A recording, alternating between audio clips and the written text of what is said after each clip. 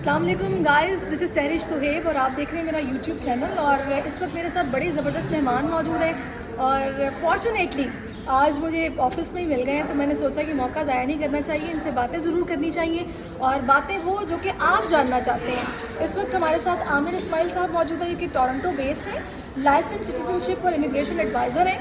और उसके साथ साथ मिसेस अर्शी आमिर मेरे साथ मौजूद हैं, जो कि टोरंटो सेटलमेंट सर्विसेज की डायरेक्टर हैं।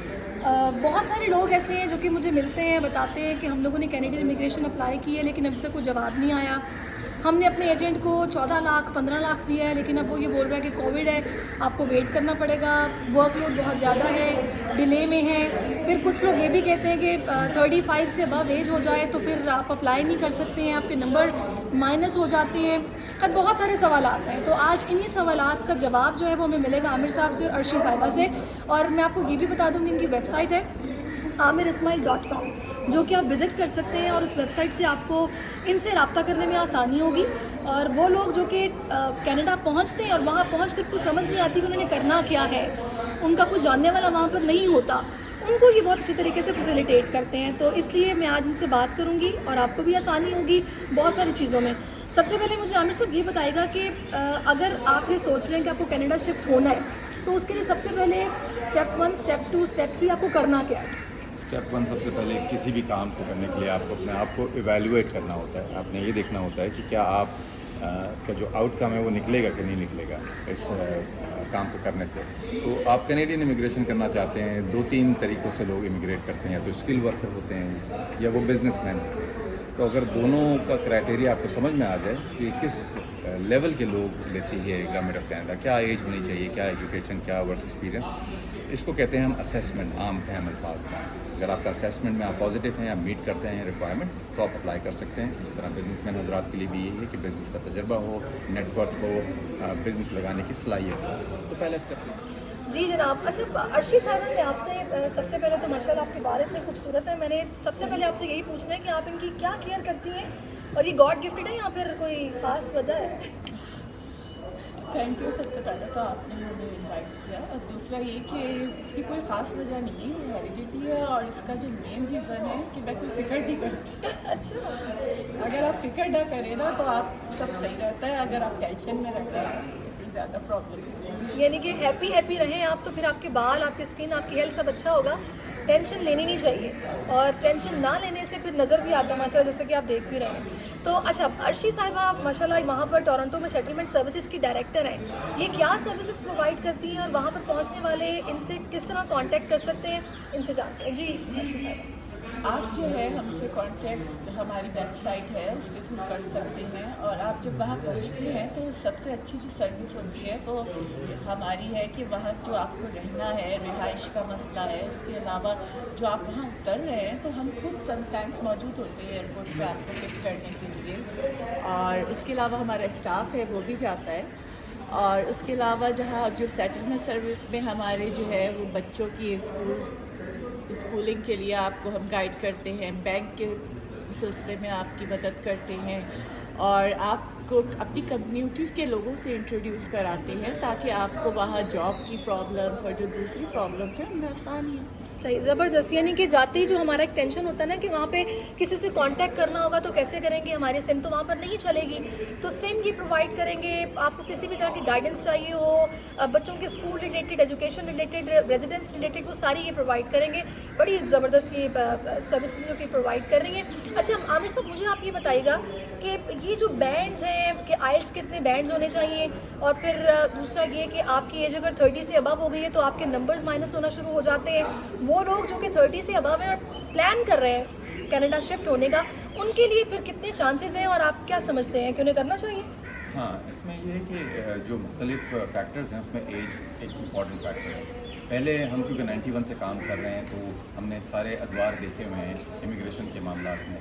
तो एक ज़माने में, या कहना चाहिए 2015 से पहले तक, एज के जो पॉइंट्स थे वो 50 साल की उम्र में जा कर के 2 पॉइंट्स कटते थे, तो यकीनन 50, 51, 52 साल के लोगों का भी काम हो जाता था। अब सिचुएशन ये हो गई है कि आपके पॉइंट्स घटना शुरू हो जाते हैं 35 से, बल्कि ये कहना चाहिए अगर रैंकिंग देखी जाए तो फिर वो 30 साल से घटना शुरू होती है। तो कनाडा के जाविये से देखें तो यकीनन वो चाहते हैं कि यंगर लोग आएँ। इसका ये मतलब नहीं है कि अगर आप 35 से ऊपर हैं या 40s में तो आपके काम नहीं होंगे। दूसरे मुख्तलिफ प्रोग्राम्स होते हैं, प्रोविंशियल प्रोग्राम्स होते हैं जिसमें आपका हो सकता है, लेकिन जो मेन स्ट्रीम प्रोग्राम है उसके तहत आपको दिक्कत होती है अगर आपकी एज ज़्यादा हो गई है। अच्छा, मैंने ये भी सुना है कि जो एक जैसे कहते हैं ना कि कॉमनली जो लोग बात करते हैं, जनरल बात, कि भाई जाहिर सी बात है वहाँ की गवर्नमेंट ने अगर ये अपॉर्चुनिटी दी हुई है या फिर ये ऑफ़र है कि आप इमिग्रेशन वहाँ की अवेल कर सकते हैं, उनको यंगस्टर्स चाहिए। तो यंगस्टर्स जो हैं वो ऑब्वियसली अंडर 30 हैं, तो जब आप 30 क्रॉस कर लेते हैं तो ऐसे उनको फिर इस तरह के लोगों की नीड नहीं होती है, तो वो फिर इसलिए प्रॉब्लम्स होती हैं, आपका उस तरह से केस नहीं अप्रूव हो पाता, ऐसा ही है?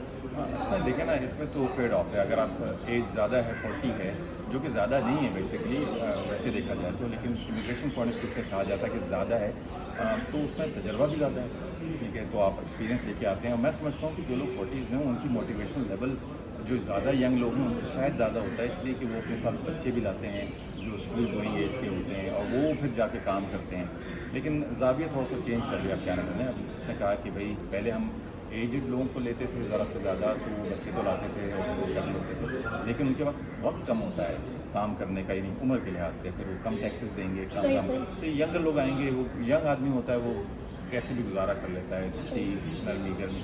यहाँ पे कोई बैंक के अंदर कोई बड़ी हाई पोस्ट पे साहब हैं तो वो शायद इतने मोटिवेटेड ना हो, और अगर पहुँचें तो शायद वापस चले जाएँ कि यहाँ पे जॉब के हसूल के अंदर प्रॉब्लम है या दूसरी तालीम लेनी है एक्स्ट्रा, तो इस वजह से यंगर लोगों को लिया। अच्छा, अब इसमें ये भी है जब हम इमिग्रेशन अप्लाई करते हैं तो उसमें क्या कुछ उन्होंने सेक्शंस बनाए हुए हैं कि आप, जिस तरह कि मैंने अभी आपसे थोड़ी देर पहले बात भी की थी कि अगर आप यूके की इमिग्रेशन अप्लाई करना चाहते हैं तो वहाँ की गवर्नमेंट ये कहेगी कि अगर आपके पास कोई इनोवेटिव आइडिया है तो आप अप्लाई कर सकते हैं, या फिर आप वहाँ पे कैपिटल इन्वेस्टमेंट अगर आपके पास है तो आप अप्लाई कर सकते हैं। इसमें भी कुछ उन्होंने ये कैटेगरीज बनाई हुई हैं या फिर कोई भी अप्लाई कर सकता है? हाँ, दो रास्ते हैं मेन, एक तो स्किल वर्कर जैसे प्रोफेशनल्स होते हैं और एक हैं बिजनेसमैन जो कि कैपिटल ला सकते हैं, या सीनियर मैनेजर्स, और उसमें भी मज़ीद सब कैटेगरीज हैं। एंटरप्रेन्योर कैटेगरी है, इन्वेस्टर है, सेल्फ एम्प्लॉयड है, स्टार्टअप वीज़ा है।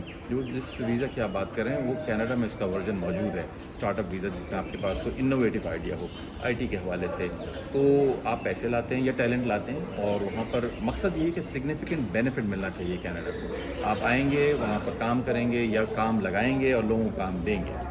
तो अच्छा, मुझे ये बताइए कि मैं एक जनरल बिल्कुल सवाल आपसे करना चाह रही हूँ, कैसे शख्स के लिए जो कि पाकिस्तान में है, मिडिल क्लास से बिलोंग करता है, उसकी सैलरी 35 तक है, 35,000 तक है, और वो अपनी जॉब से परेशान है, लेकिन वो अपने जो फील्ड है उसमें बहुत एक्सेल कर रहा है, उसके पास एक्सपीरियंस भी है, टैलेंट भी है, और वो यहाँ से मूव करना चाहता है, तो फिर पैसा तो उसके पास ऐसा सच नहीं है, लेकिन वो यहाँ से जाना चाहता है। उसके लिए क्या ये इमिग्रेशन की अपॉर्चुनिटी है जो कि वो अवेल कर सकें, या फिर वो नहीं जा सकता? इसमें भी दो बातें हैं। एक तो ये कि आपने क्राइटेरिया पूरा कर लिया, आपकी एज सही है, एजुकेशन सही है, वर्क एक्सपीरियंस है, लैंग्वेज स्किल्स भी अच्छी हैं, लेकिन माली तौर पे आप मुस्तहकम नहीं है, तो कनाडा क्योंकि आपको इमिग्रेशन दे रहा है, जॉब्स तो नहीं दे रहा, आप इमिग्रेट करते हैं और फिर बाद में सिटीजन बनते हैं, तो वो उन पर लाजिम है कि आप सेटलमेंट फंड्स अपने साथ लेके आइए, जो कि एक ही बंदा तकरीबन 14,000 गरीब आदमी फिर सेटल नहीं हो सकता। हाँ, यानी पैसे आप लेके भी आइए और पैसे फिर आप दें भी, यानी प्रोसेसिंग फ़ीस है, उसमें आप मेडिकल करते हैं, आप लैंग्वेज टेस्ट करते हैं, तो यकीनन जिन लोगों की माली सिचुएशन मुस्तहकम नहीं है या अफोर्ड नहीं कर सकते, तो फिर वो इमिग्रेशन अप्लाई उनका नहीं हो पाएगा, क्योंकि सारे अखराजात अपफ्रंट मौजूद हैं। यानी कि फिर इसका मतलब ये है कि वही बात है ना कि गरीब आदमी जो है वो जिस कुएं में फंसा हुआ है उसको वहीं पे कोशिश करते रहना है, उसका बाहर निकलना मुश्किल है, पैसों की गेम है। जाहिर सी बात है, कोई दूसरी गवर्नमेंट जाहिर सी बात है वो भी अपने बेनिफिट्स देखती है, तभी आपको ये अपॉर्चुनिटी या फैसिलिटी दे रही है कि भी आप इसको अवेल करें। अर्शी साहिबा, मेरा आपसे ये सवाल है कि वो ख़वातीन जो कि यहाँ पर अच्छी जॉब्स तो कर रही हैं लेकिन फाइनेंशियली परेशान है, किसी तरीके से वो कनाडा चली जाती हैं, वहाँ पर जाकर उनके लिए क्या ऐसी चॉइसेस हैं एज अ वर्किंग लेडी जिनको कि वो अवेल कर सकती हैं? थोड़ा सा अगर आप बताएं, वो वहाँ पे कौन से काम है जो कि इजीली कर सकती हैं? देखिए, वहाँ जो है ना, काम, किसी भी काम में कोई आड़ नहीं है।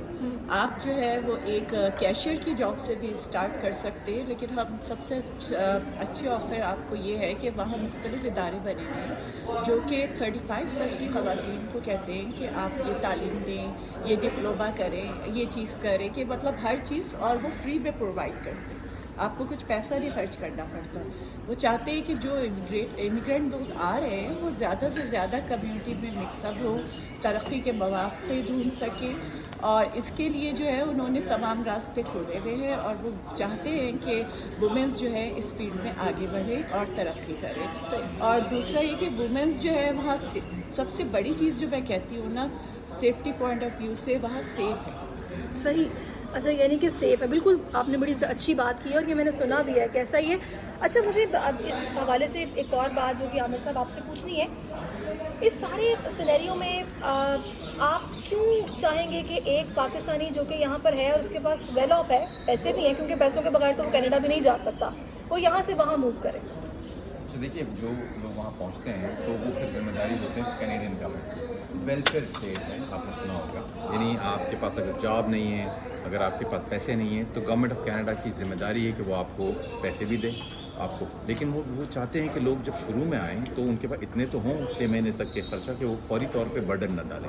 लेकिन एक बार वो 6 महीना गुजर गया उसके बाद आप उसकी ज़िम्मेदारी है। तो जब लोग यहाँ पर, मैं देखता हूँ यहाँ पर ठीक है, बहुत अच्छा है, जिनके पास पैसे हैं वो सही है, जिनके पास नहीं है वो परेशान है। लेकिन कनाडा में कम से कम ये बात है कि अगर आपके पास पैसे नहीं है तो वो आपको एक तो ग्रूम भी करते हैं, पैसे भी देते हैं और वो चाहते हैं कि आप जॉब पे लगें, ज़बरदस्त। ताकि वो आप टैक्सेस दे सकें, क्योंकि आप टैक्स देते हैं तो यानी कि वो एक facilities होती हैं। इंसान को प्रॉपर तरीके से यूटिलाइज करते हैं, उसकी स्किल्स को देखते हुए, उसके टैलेंट को देखते हुए। बड़ी ज़बरदस्त ये अच्छी बात है, तभी लोग यहाँ से वहाँ पर मूव भी हो रहे हैं। अच्छा, अब एक और इस टॉपिक पर मैं आखिरी सवाल आपसे करूँगी कि वो लोग जिनके पैसे फंसे हुए हैं और उनको कोई उम्मीद फ़िलहाल नज़र नहीं आ रही है और रिसेंटली अगर उन्होंने दिया है किसी को और लग रहा है कि नहीं काम बन रहा, उनकी आप कोई हेल्प कर सकते हैं? मैंने आपका वेबसाइट का लिंक तो बता दिया है, amirismail.com, जिस पर आप विजिट करो, इनसे कांटेक्ट कर सकते हैं। और अगर ये कोई हेल्प कर सकते हो कि अभी बताएंगे तो फिर आप इनसे कांटेक्ट कर सकते हैं। जी आमिर साहब। देखिए, यहाँ पर जो लोग काम कर रहे हैं, नॉन कैनेडियन, लोकली अनट्रेंड लोग फिर भी उनके पास जाते हैं, अच्छे ऑफिस रखे हुए हैं, उसके अंदर अच्छा तालीम अच्छे से उनको बिछा करके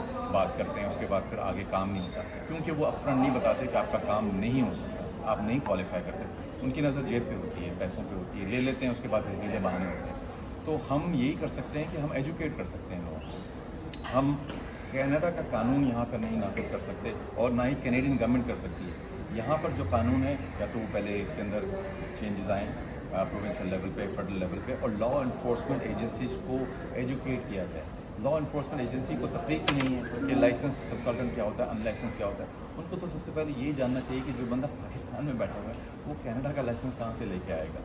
लोग झूठ बोलते हैं, मेरे पास है, मैं कैनेडियन गवर्नमेंट से लाइसेंस या फ्रॉड है ना फिर डायरेक्टली। कभी कनाडा खुद गए नहीं है और लोगों को कनाडा भेज रहे हैं, तो ये अजीब सी बात है। लोग तैयार हैं अच्छा सुनने के लिए। बिल्कुल बिल्कुल। तो ये जनाब बड़ा आपको विजिलेंट रहना पड़ेगा और बड़ा देखभाल के आपको ये स्टेप उठाना है। ऐसे नहीं किसी को पैसे पकड़ा देने, लाइसेंस चेक करना है, रजिस्ट्रेशन नंबर चेक करना है, और उसके बाद आपने देखना है कि क्या ये खुद कभी कनाडा गए हैं या फिर बस यहाँ बैठ के लोगों को बातों में अपनी उलझाकर उनसे पैसे बटोर रहे हैं। तो ये बड़ा ही टेक्निकल काम है जिसको आपने समझना है। अच्छा, मैं आखिर में फाइनली थोड़ा सा आपको बताना चाहूँगी कि दोनों हजरात जो कि मेरे साथ मौजूद हैं माशाल्लाह इतने स्मार्ट हैं और इनकी मिसेस भी बड़ी ग्रेसफुल नज़र आ रही है। मैं इनसे काफ़ी इंस्पायर हुई हूँ और आपको यकीन नहीं करेगा, इनकी बड़ी बेटी 27 ईयर्स की है, आप इमेजिन करें माशाल्लाह। तो इन दोनों ने अपने आप को बड़ा मेंटेन कैसे रखा हुआ है, क्योंकि मैंने इनकी पिक्चर देखी है पुरानी, माशाल्लाह काफ़ी हेल्दी है। और खुद कह रहे थे, मुझे किसी ने बोला आप तो इमरान इस्माइल लग रहे हैं जो कि माशाल्लाह काफ़ी हेल्दी है। हाँ, तो इन्होंने किस तरह ये अपने आप को चेंज किया है, क्या मोटिवेशन थी और किस तरह ये इंसुलिन पे थे जिससे इन्होंने रिवर्स गियर लगाया और ये वापस एक नॉर्मल इंसान की तरह सब खा पी भी सकते हैं और इंसुलिन के बगैर ज़िंदगी गुजार रहे हैं। कैसे किया? हाँ, बस आपको एक मौके पे एहसास हो जाता है कि जो आप खा पी रहे हैं, आप खाने पीने के लिए दुनिया में नहीं आए हैं। आप काम करें, लोगों की खिदमत करें, कुछ खाने को देखें कि क्या खा रहे हैं आप। कभी कभी दिल तो चाहता होगा आपका। हाँ, मतलब आप पाकिस्तान आए, समोसे हैं, जलेबी है, गुलाब जामुन है, क्या क्या नहीं है, बड़ा बिरयानी है, निहारी है, तो वो सारी चीज़ें हैं। लेकिन आप अगर प्रॉपर डाइट लें तो आप सब कुछ कर सकते हैं। You don't even have to go to the gym. आप अपनी शुगर बिल्कुल कट कर दें। पाकिस्तान में शुगर पे बहुत ज़्यादा प्रॉब्लम होती है। अगर आपको शुगर नहीं मिल रही है तो वो नेमत है आपके लिए, क्योंकि वो पॉइजन है। It is indeed a poison, right? Poison, juice is poison आपके लिए। इस पॉलिसी पे स्टिक कैसे रहते हैं, मुझे ये इसलिए कि बताइए। मुझे पता है कि ये पॉइजन है ना, और जिसको पता चल जाए, क्योंकि इसके कॉन्सिक्वेंसेज हैं। आपका डायबिटीज़ में आपके खुदा न खास्ता एम्पुटेशन हो सकता है, आँख ब्लाइंड हो सकते हैं, डायलिसिस पे आप जा सकते हैं, आपके साथ बड़ा मसला हो सकता है, और हार्ट कार्डियोवैस्कुलर डिजीज़। अगर आपको पता चल जाए कि इसकी वजह सिर्फ शुगर है तो फिर आप छोड़ दें उसको, सिंपल अपने घर वालों के लिए छोड़ दें। मुझे एहसास हुआ, मैंने छोड़ दिया। ये और मेरे सामने अल्हम्दुलिल्लाह। प्राइस पड़ी है, मैं इसको हाथ में लगाऊंगी। बिल्कुल। आप लोग कनोला ऑयल, सीड ऑयल, ये सब चीज़ें छोड़ें। ये सब कॉर्न ऑयल, कॉर्न को आपने कभी देखा उसमें से ऑयल निकल सकता है? लेकिन निकलता है इसलिए कि वो हाइड्रोजनेट करते हैं उसको केमिकल के तरीके से। आप ऑलिव ऑयल लें, आप बटर लें जो ओरिजिनल होता है, आप देसी घी लें, वो आपके, या एनिमल फैट लें। मतलब आप थोड़ा रिसर्च करें ऑनलाइन जा करके, तो आपको पता चलेगा कि जिन चीज़ों को आप हेल्दी समझ रहे Very हैं वो informative. वेरी अनहेल्दी है। ब्राउन ब्रेड और किससे वाइट बनती ब्रेड, है ये ब्राउन ब्रेड? वाकई मतलब उसकी ग्लाइसेमिक इंडेक्स तो वाइट ब्रेड से भी ज़्यादा है। सही तो कह आप रहे क्या कर रहे हैं अपने साथ? तो इसलिए आप थोड़ा रिसर्च करें। अल्लाह ताला ने इतना सारा टाइम दिया होता है चलिए हमें स्क्रॉल ज़बरदस्त करने का, आमिर साहब, करें। खूबसूरत बातें। अल्लाह ताला इसी तरह आपको हेल्दी रखे और जिस गुड कॉज के लिए आप काम कर रहे हैं ऐसे करते रहें। अर्शी साहिबा ने अपना वेट किस तरह रिड्यूस किया, क्योंकि माशाल्लाह ये भी काफ़ी हेल्दी थी, आपने कैसे किया? मैंने जो है शुरू से, जब तक मेरे 5 किड्स थे तब तक तो कोई बिलीव नहीं करता था कि मैं मैरिड भी हूँ। अच्छा। लेकिन उसके बाद जब मेरा 6 और 7 बेबी हुए, उसके बाद मैंने जो है छोड़ दिया अपने आप को। तो लेकिन ये कि फिर मुझे एहसास हुआ कि मैं क्या कर रही हूँ अपने साथ, क्योंकि कहाँ लोग मुझे लड़की बोलते पहले थे। आपने शुरू किया था या पहले आमिर साहब ने किया था? तो यानी कि आप इनको देख के मोटिवेट हुए हैं, इसका मतलब है? हाँ, इनको देखकर मोटिवेशन नहीं हुआ, क्योंकि मैं अपनी दुनिया में मस्त था, खाना पीना और ये वो। लेकिन जब मैंने जैसे कि हम आजकल मस्त हैं। कॉन्सिक्वेंसेस मैंने देखे फैमिली के हवाले से, सोचा मैंने कि नुकसान बहुत हो सकता है और आपको तकलीफ तो आपको आनी है आखिर में, तो क्यों ना कुछ बेहतर कर लिया जाए ताकि कम से कम बोझ पड़े लोगों पे, कम से कम तकलीफ। कितनी अच्छी बात है, अगर सभी समझ लें और वाकई समझ लें तो क्या ही बात है। ये आप लोगों को डॉक्टर्स के चक्कर लगाने भी ना पड़े और घर वाले भी परेशान ना हो। तो अर्शी ने अपनी कार्ब्स को माइनस किया, पोर्शन डाइट की है। नहीं, मैंने पोर्शन डाइट नहीं की। मैंने जो है ना बस कैलोरीज कट कर दी कि जितनी 2000 इंटेक करनी चाहिए थी, तो मैं कोशिश करती थी कि 1000 तक लूँ।